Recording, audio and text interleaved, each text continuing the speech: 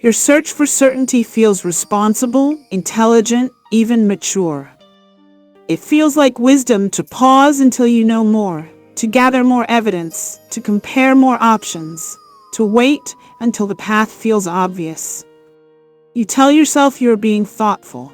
You tell yourself you are avoiding mistakes. You tell yourself that once you know enough, then you will move. But what if that constant need for certainty is not wisdom at all? What if it is fear wearing the costume of intelligence? What if the endless search for reassurance is not protecting you, but quietly disconnecting you from your own inner authority? This is one of the quietest ways people lose trust in themselves. Not through dramatic failure, not through public humiliation, but through the repeated habit of asking everyone and everything outside themselves what they should do before they allow themselves to move. Little by little, they outsource their knowing. They stop listening inward. They stop hearing their own signal beneath the noise.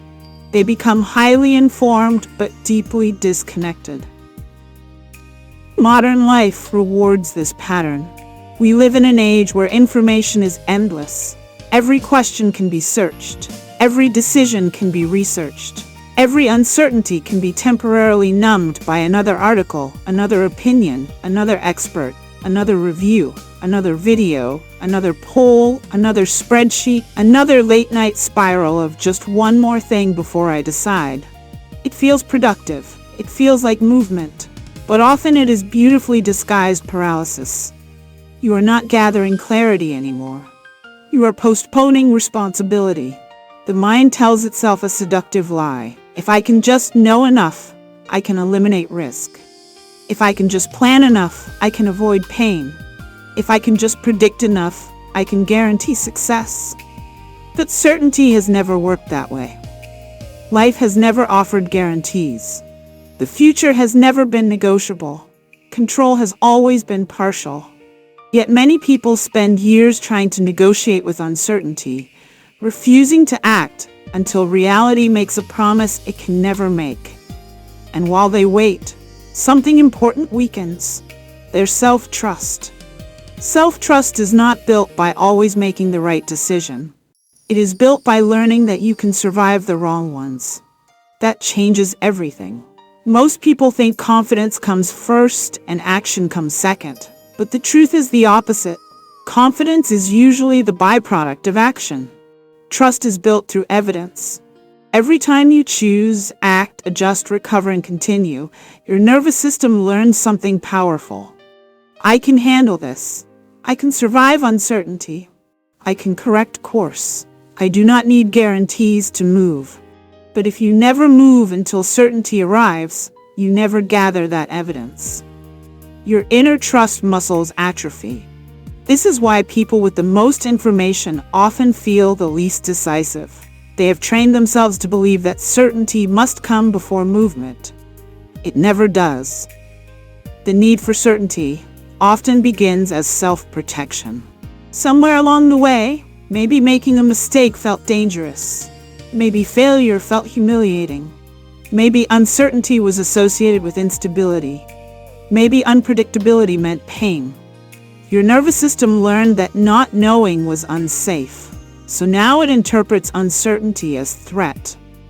Not a practical threat, not a real danger, but an emotional one. That is why your body reacts before your mind even understands what is happening.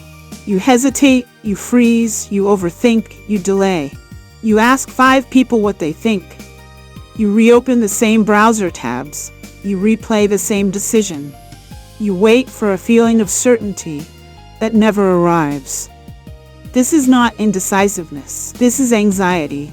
And anxiety always asks for guarantees it cannot receive. The deeper problem is that when you repeatedly seek certainty outside yourself, you slowly begin to distrust your own internal signals. Your own instincts start sounding unfamiliar. You begin sentences with, "I don't know. I'm bad at decisions. I need more time. I just want to be sure." But often what you really mean is, "I'm afraid to trust myself." That is the wound. And it is painful because somewhere inside, You already know more than you admit. Your intuition is often speaking softly while your fear is speaking loudly. Fear screams. Intuition whispers. Fear demands immediate proof. Intuition offers quiet resonance. Fear wants guarantees. Intuition offers direction. Fear asks, what if this goes wrong? Intuition asks, what feels true? Fear creates mental noise. Intuition creates subtle clarity. But most people have become so addicted to noise that silence feels suspicious. Stillness feels empty. Pause feels unsafe. Not knowing feels intolerable. So they fill the space with more information, more opinions, more analysis, more comparison, more delay, and the internal voice grows fainter. Eventually, they begin living according to external validation. They choose careers because others approve. They stay in relationships because others approve. They move according to trends. They think according to algorithms. They buy according to reviews. They live according to permission. And then one day they wake up with an uncomfortable realization. I do not know what I actually want. This is what happens when you outsource too much of your inner authority. You become a stranger to yourself. Mind care is self-care, because reclaiming your mental authority is one of the deepest acts of healing available to you. It means rebuilding trust with your own mind. It means remembering that your voice matters.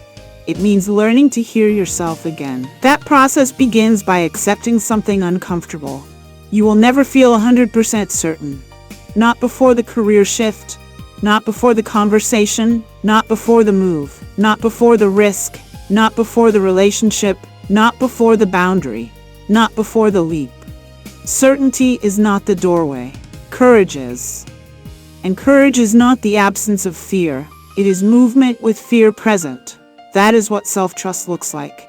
Not, I know exactly what will happen.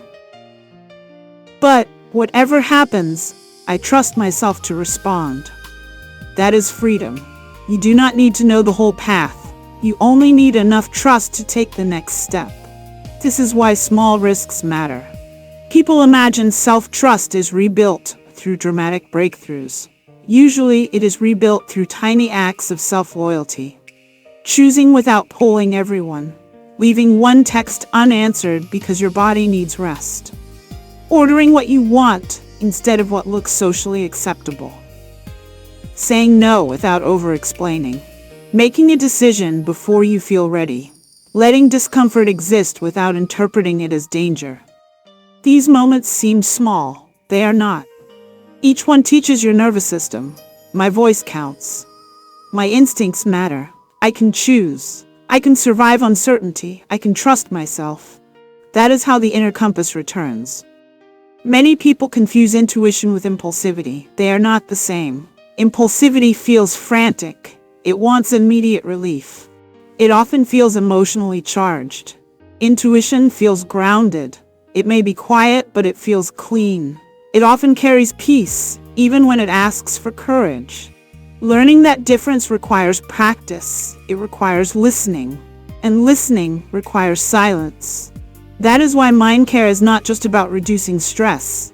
It is about creating internal space. Space to notice what you feel. Space to hear what you know. Space to detect where fear ends and truth begins. Without silence, your inner wisdom gets drowned. This is why constantly consuming content can become a form of self-abandonment. You think you are learning. Sometimes you are avoiding yourself. There is a difference. Healing often requires turning down the volume of the world so you can finally hear your own mind again. That may mean fewer opinions, fewer tabs, fewer conversations, fewer comparisons, less scrolling, more stillness. At first, that silence feels uncomfortable. Good. That discomfort is not failure. It is recalibration. Your mind is learning how to hear itself again. Do not rush to fill that space. Stay there, breathe there, listen there. You may notice grief because many people realize they have not trusted themselves for years. They have trusted experts, friends, parents, bosses, partners, culture, algorithms, everyone except themselves. That grief matters. Honor it. then begin again. Trust is not rebuilt by shame, it is rebuilt by repetition. Choose, reflect, adjust, choose again. This is the entire practice, not perfection. Practice, not certainty. Capacity, not guarantees. Grounding. Imagine what life looks like when your first instinct is not panic. Imagine making decisions without spiraling. Imagine not needing 12 opinions before saying yes. Imagine feeling uncertainty and not interpreting it as danger. Imagine respecting your own knowing. That is not arrogance. That is psychological freedom. That is emotional adulthood. That is self-care. Because the deepest exhaustion many people carry is not physical. It is decision fatigue, created by chronic self-doubt. It is the exhaustion of second-guessing every move, of replaying conversations, of fearing mistakes, of waiting for permission, of researching instead of living. When you begin trusting yourself, that energy returns. Suddenly there is room for creativity, room for joy, room for presence, room for peace. Because the mind is no longer at war with itself. This is what healing feels like. Not perfect certainty, but internal cooperation. Your thoughts stop attacking your instincts. Your body stops treating uncertainty like an emergency. Your decisions stop feeling like life or death tests. You become calmer, clearer, kinder to yourself, more willing to move. That is the goal. Not becoming fearless, becoming trustworthy to yourself. And that begins today. Close one tab, ignore one extra opinion, stop searching for one more answer. Pause. Ask yourself, what do I already know? Not what guarantees success, not what everyone else would choose, not what sounds safest, what feels true. Then honor that answer. Even if your voice shakes, even if your stomach flips, even if certainty never arrives. Because self-trust is not built in perfect conditions. It is built in brave moments. And this moment can be one of them. You are allowed to trust your own mind. You are allowed to trust your own body. You are allowed to trust your own timing. You are allowed to move without certainty. Your life does not need another waiting room. It needs your participation. Mind care is self-care. Because protecting your peace means refusing to let fear masquerade as wisdom any longer. It means choosing yourself, listening inward, and remembering that the most important voice you have been ignoring may be your own. Let today be the day you stop asking certainty for permission and start trusting yourself enough to begin.